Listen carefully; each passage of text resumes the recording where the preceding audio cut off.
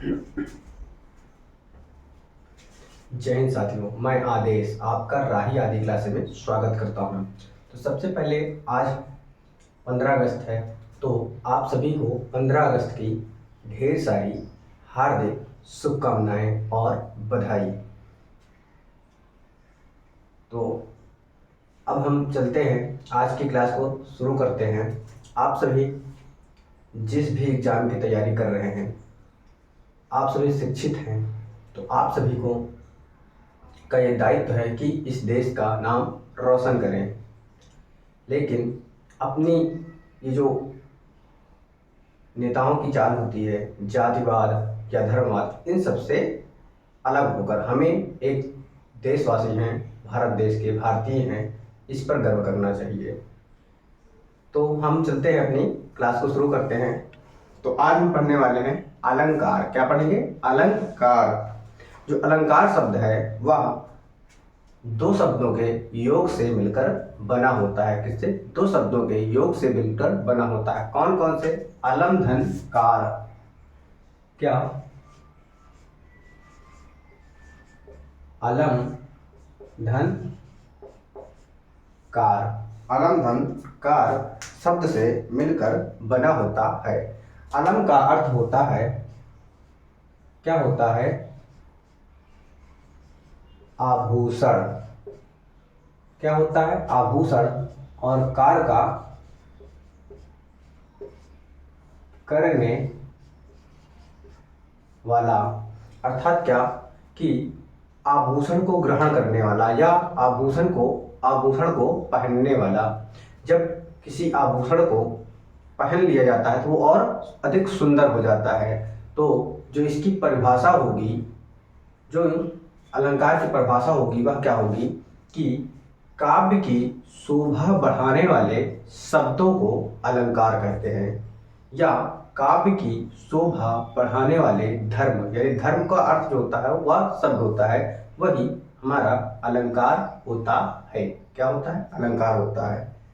तो हम लिख सकते हैं, यह जो परिभाषा है वह आचार्य दंडी के अनुसार है। किनके अनुसार? आचार्य दंडी के अनुसार।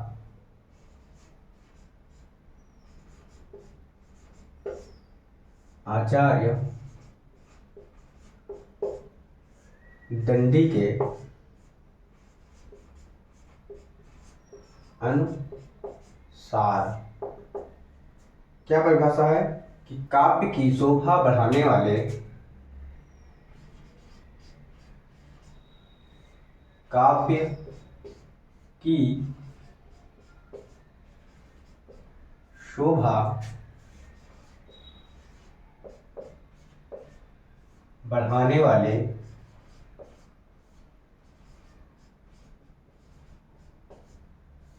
शब्दों को अलंकार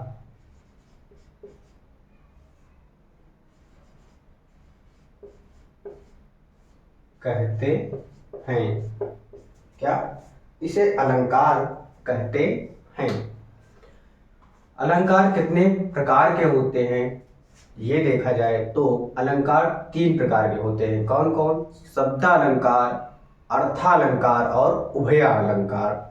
लेकिन हमें जो पढ़ना होता है वह 2 ही पढ़ना होता है। कौन कौन से? शब्दालंकार और अर्थालंकार। तो हम सभी लिखते हैं कि अलंकार के भेद।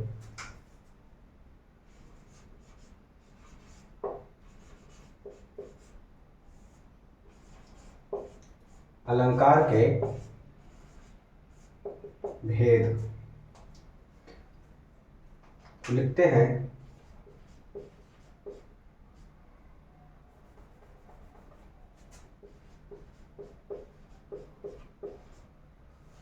समानतः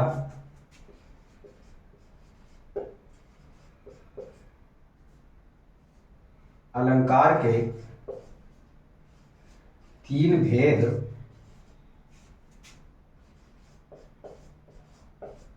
होते हैं। कितने भेद होते हैं? सामान्यतः 3 भेद होते हैं। कौन कौन से?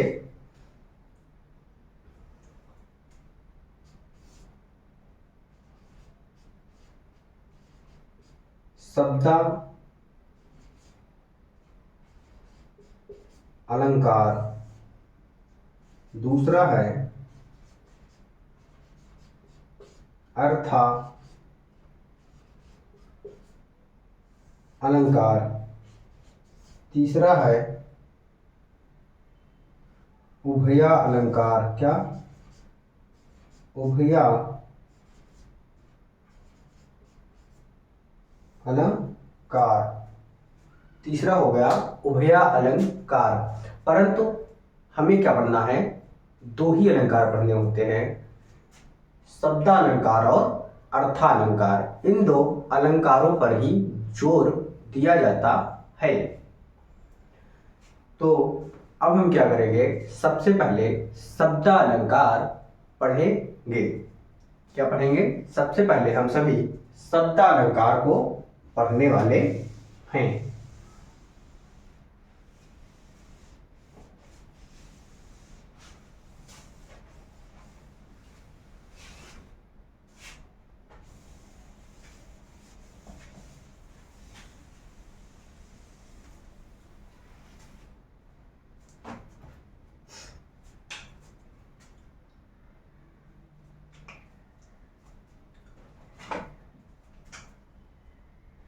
हम सभी पहला पढ़ेंगे। क्या पढ़ेंगे?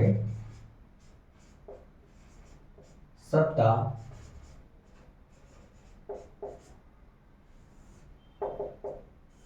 अलंकार। शब्द अलंकार यहां पर क्या होगा? शब्द के आधार पर क्या होगा?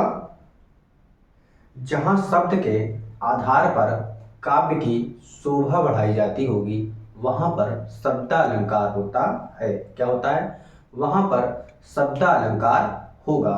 उसके बाद हम देखेंगे शब्दालंकार के भेद कितने होते हैं, यानी शब्दालंकार के अंतर्गत कौन कौन से अलंकार आते हैं। हम अब परिभाषा लिखते हैं। जहां शब्द के आधार पर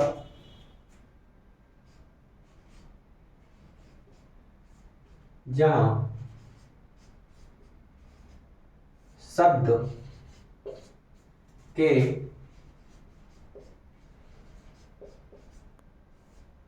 आधार पर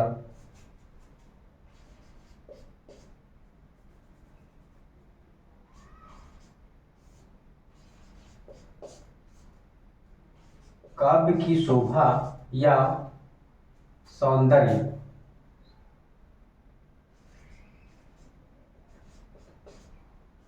काव्य की शोभा या सौंदर्यता सौंदर्यता में वृद्धि हो,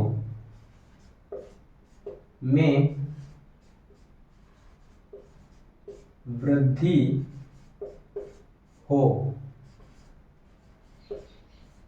वहां पर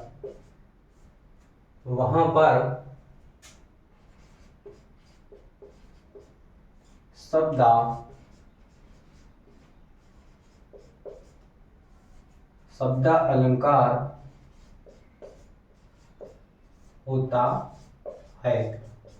क्या होता है? वहां पर शब्दालंकार होता है। अब हम देखेंगे शब्दालंकार के भेद या शब्दालंकार के अंतर्गत कौन कौन से अलंकार आते हैं। तो हम सभी लिखते हैं क्या कि शब्द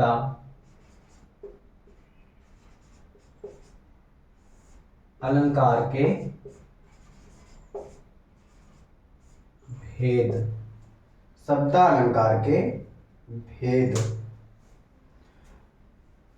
तो क्या होता है? शब्दालंकार के भेद के अंतर्गत लगभग क्या 8 अलंकार होते हैं। हम लिख सकते हैं कि इसके भेद यानी शब्दालंकार के भेद इसके 8 भेद होते हैं। 8 भेद होते हैं, लेकिन जो इम्पोर्टेंट होगा हमारे लिए हम वही पढ़ेंगे। बहुत सारा नहीं पढ़ना है कि पता चले बहुत सारा पढ़ते जाओ, पेपर में वो सब आए ही ना तो मतलब ही नहीं होगा, बस क्लास बढ़ती जाएगी। तो हम देख तो लेंगे कौन से 8 भेद होते हैं, लेकिन उनमें से जो हमें पढ़ना होगा वही हम पढ़ेंगे एक एक करके। तो सबसे पहला है अनुप्रास अलंकार। क्या है? पहला,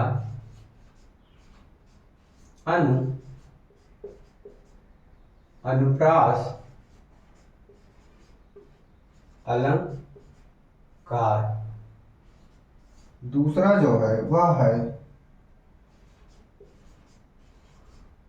यमक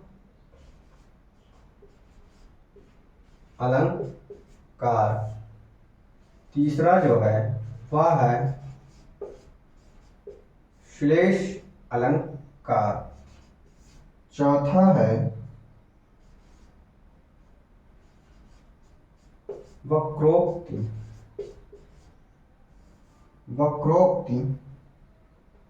अलंकार। पांचवा है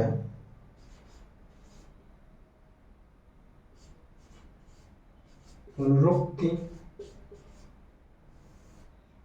अलंकार। छठा है क्या? पुनरुक्ति वदाभास। पुनरुक्ति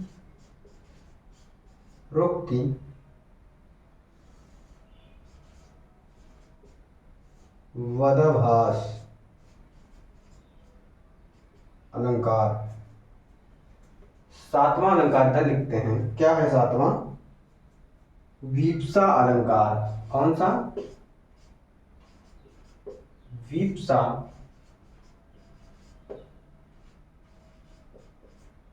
अलंकार। आठवां है चित्रा अलंकार। क्या है? चित्रा अलंकार। तो जो शब्द के आधार पर यानी शब्दालंकार के जो भेद हुए वह शब्द 8 हैं। 8 कितने भेद? 8 भेद हैं। कौन कौन से भेद हैं? अनुप्रास अलंकार, यमक अलंकार, श्लेष अलंकार, वक्रोक्त अलंकार, पुनरुक्ति अलंकार, पुनरुक्ति वदाभास अलंकार, वीप्सा अलंकार और चित्रा अलंकार। तो ये हमारे 8 भेद हो गए। लेकिन हम इन 8 को नहीं पढ़ेंगे। जो हमें इम्पॉर्टेंट, जैसे अनुप्रास हो गया, यमक हो गया, श्लेष हो गया, वक्रोक्ति हो गया, इधर वीप्सा हो गया, और पढ़ना होगा तो पुनरुक्ति पढ़ लेंगे। तो इन सबको हम पढ़ लेंगे। तो हम अब शुरू करेंगे सबसे पहले अलंकार से। पहला अलंकार कौन सा है? अनुप्रास अलंकार। कौन सा है? अनुप्रास अलंकार।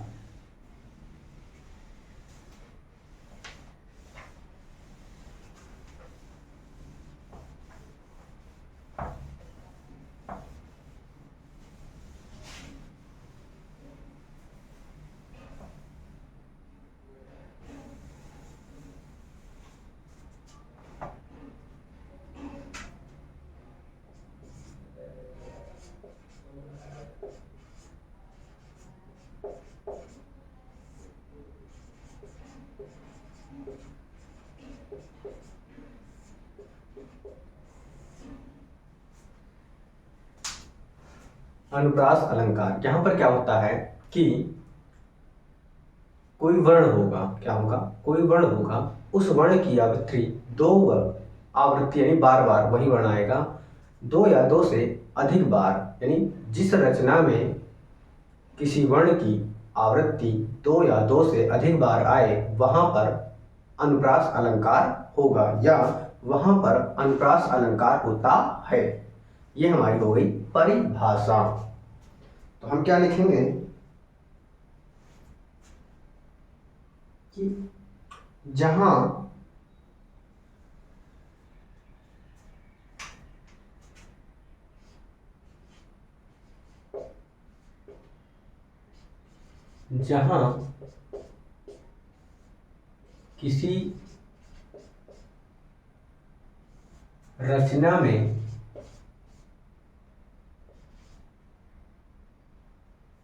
जहां किसी रचना में किसी वर्ण की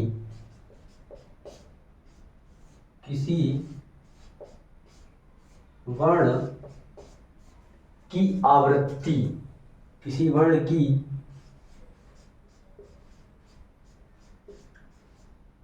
आवृत्ति दो या दो से अधिक, दो या दो से अधिक बार होती है वहां पर अनुप्रास अलंकार होता है। वहां पर अनुप्रास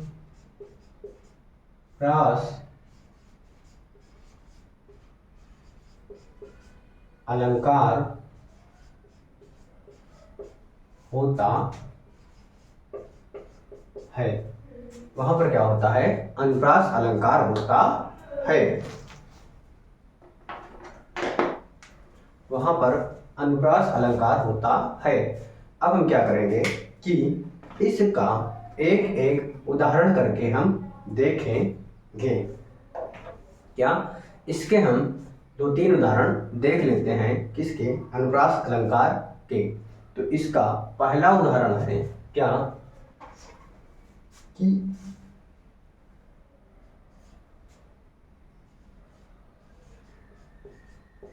हमारे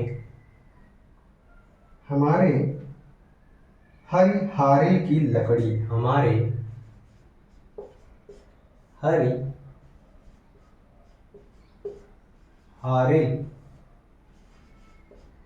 की लकड़ी। यह एक लाइन दिया गया है, यह एक लाइन की रचना दी गई हुई है। यहाँ पर आप सभी देख रहे हैं कि क्या बोला गया था परिभाषा में, जहाँ किसी रचना में किसी वर्ण, क्या? किसी वर्ण की आवृत्ति दो या दो से अधिक बार हो। यहाँ पर हम देखते हैं हा वर्ण की आवृत्ति दो या दो से अधिक बार की गई है। तो यहाँ पर क्या है? अनुप्रास अलंकार हो रहा है। क्या? यहाँ पर अनुप्रास अलंकार हो रहा है। हम अब दूसरा अलंकार देखेंगे।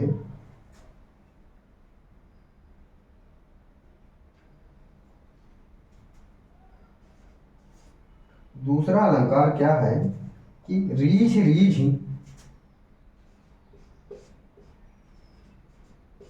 रीझ रीझ, क्या? रीझ रीझ रहस्य रहस्य, रीझ रीझ रहस्य रहस्य, रीझ रीझ रहस्य रहस्य, हंस हंस उठे, हंसी हंसी उठे। अगर यह एक लाइन भी दिया जाए तो किसी वर्ण या शब्द की आवृत्ति होती है यहाँ पर, क्योंकि शब्दालंकार है। तो यहाँ पर रीझ रीझ 2 बार आया, हंसी रहस्य रहस्य 2 बार आया, हंसी हंस 2 बार आ रहा है। तो इसलिए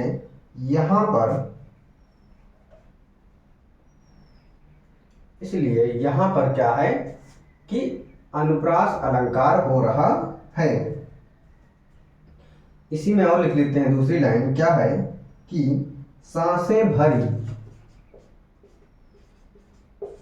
सांसें भरी आंसू भरे, सांसें भर आंसू भरी, आंसू भरी कहत दे, कहत दई। तो यहाँ पर आप सभी देख लिए हैं कि रीझी रीझी 2 बार आ गया है, रहस्य रहस्य 2 बार आ गया है। इसलिए इन लाइनों में क्या है? अनुप्रास अलंकार है। कौन सा? अनुप्रास अलंकार है। अब हम अगला उदाहरण देखते हैं जो आप सभी बहुत पहले से ही जानते हैं। क्या? तरन तनुजा तरनी, तनूजा, तट, तमाल, उसके बाद तरुवर, बहुछाए, क्या, बहु छाए। यहाँ पर देख रहे हैं कि ता वर्ण की आवृत्ति जो है वह कई बार हुई है। क्या, ता वर्ण की आवृत्ति कई बार हुई है, इसलिए यहाँ पर अनुप्रास अलंकार है। क्या है, इसलिए यहाँ पर अनुप्रास अलंकार है। इसके हम और उदाहरण देखते हैं।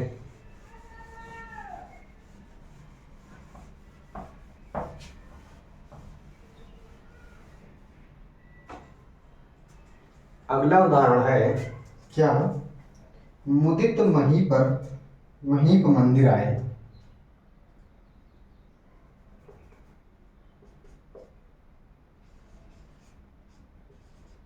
मुदित महीप मंदिर आए। उसके बाद अगली लाइन है, इसी में होती है लेकिन हम अलग करते हैं। क्या, सेवक सचिव सुमंत बुलाए। सेवक सचिव सुमंत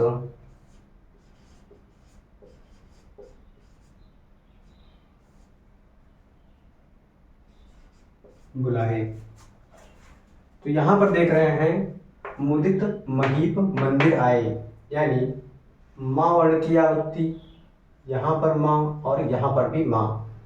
तो क्या है कि एक वर्ण की आवृत्ति दो या दो से अधिक बार जब होती है तो वहां पर अनुप्रास अलंकार होता है। तो मुदित महीप मंदिर आए में माँ वर्ण की आवृत्ति हो रही है, इसलिए क्या है, यहाँ पर अनुप्रास अलंकार है।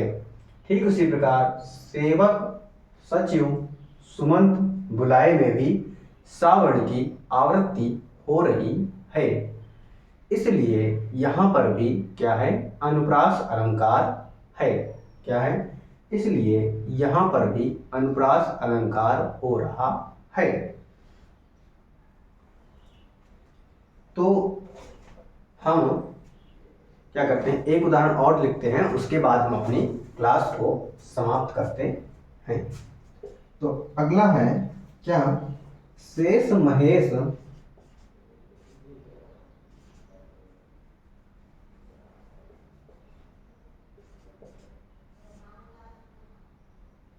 शेष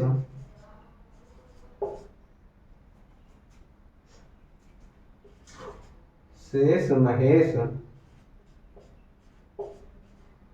गणेश, शेष महेश गणेश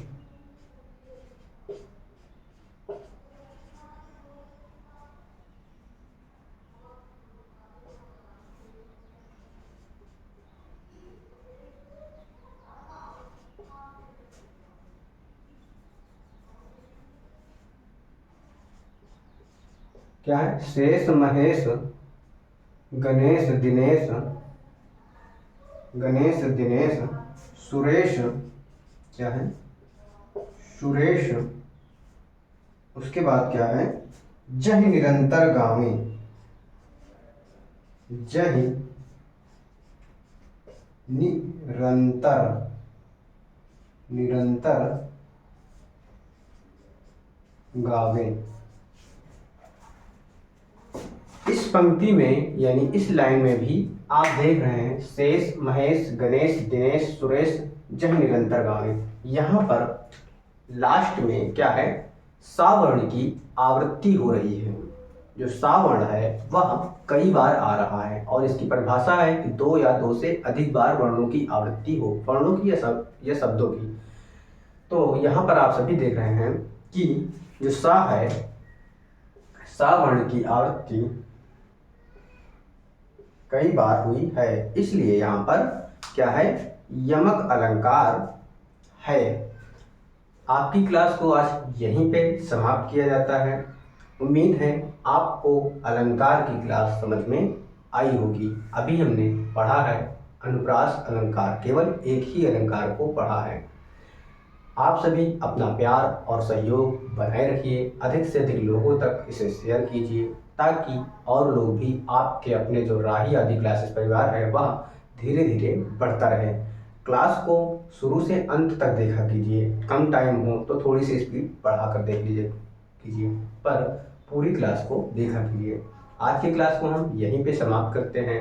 आप सभी को इस क्लास में जुड़ने के लिए तहे दिल से धन्यवाद।